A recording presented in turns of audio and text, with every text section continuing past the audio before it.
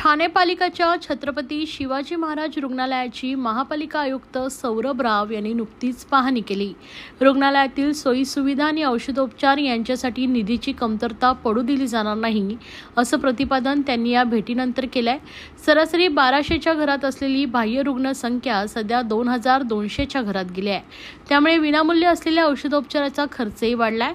तसेच छत्रपती शिवाजी महाराज रुग्णालय आणि राजीव गांधी वैद्यकीय महाविद्यालयातील कायम पदांच्या भरतीसाठीही त्वरित कार्यवाही करण्यात येईल असं स्पष्ट केलं आहे। रुग्णालयातील सर्व विभाग, वैद्यकीय महाविद्यालय, वसतिगृह आणि परिसराची पाहणी केली आहे।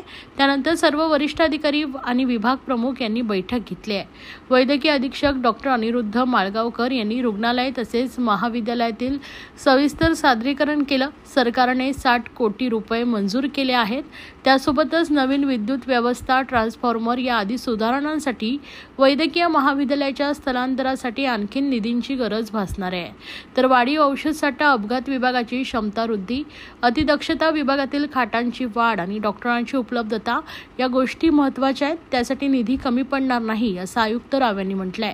तसेच पार्किंग प्लाझामधील उपलब्ध वैद्यकीय सामग्रीचा जास्तीत जास्त वापर रुग्णालयात करावा। त्यासाठी वरिष्ठांनी पार्किंग प्लाझामधील सामग्रीची तत्काळ पाहणी करावी असे निर्देशही त्यांनी दिलेत। रुग्णांच्या तसेच विद्यार्थ्यांच्या माहितीचे संगणकीकरण करून ती व्यवस्था अद्ययावत करण्याबाबतही त्यांनी सूचना दिल्यात। विविध परीक्षांमध्ये यश मिळवणाऱ्या निवासी डॉक्टरांचंही त्यांनी कौतुक केलंय।